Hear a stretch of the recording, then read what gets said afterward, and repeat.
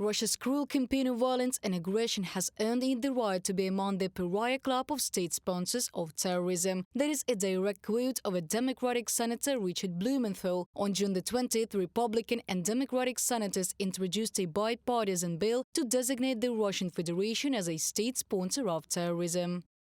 Putin's unprovoked invasion has involved countless atrocities and crimes against humanity, inflicting terror and death on thousands of innocent civilians. He has repeatedly shown reliance on torture and murder. Designating Russia as state sponsor of terrorism will allow the United States to more aggressively combat Putin's savagery, as well as his threat to freedom and democracy.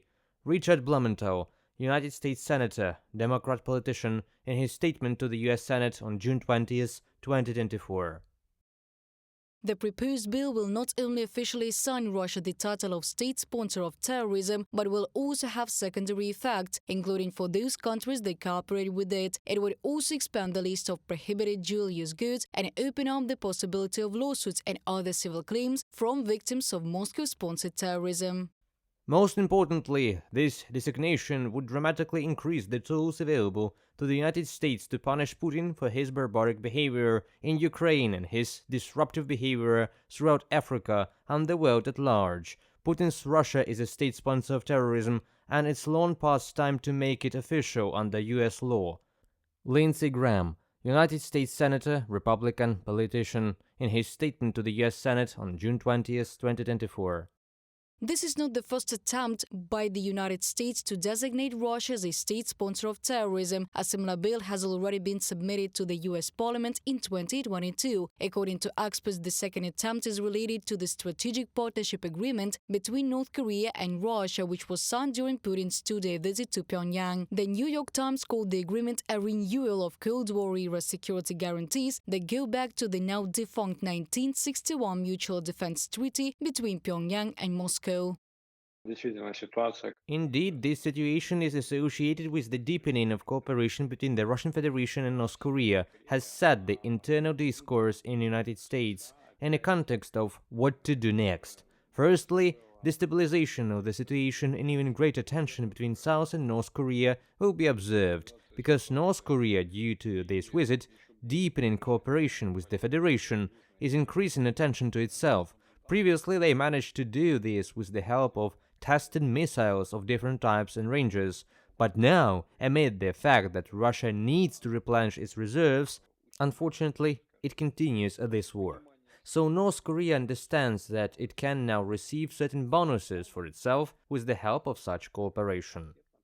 The signed agreement will enable Moscow to receive ammunition, and Pyongyang in turn will receive military technologies that will make it possible to realize Kim Jong-un's ambition to expand and improve his nuclear arsenal.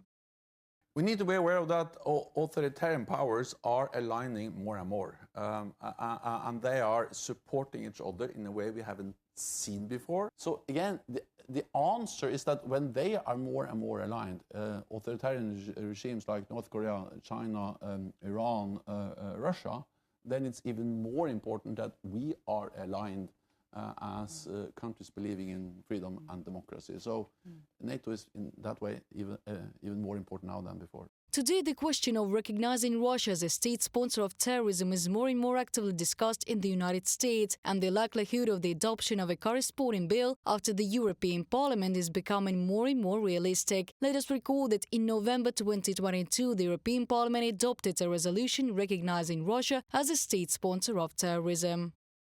While waging war against Ukraine, the Russian military has intensified attacks on civilian targets, including energy infrastructure, hospitals, medical facilities, schools and shelters, in violation of international law and international humanitarian law. By declaring Russia a state sponsor of terrorism, MEPs want to pave the way for Putin and his government to be held accountable for these crimes before an international tribunal, from a publication on the website of the European Parliament.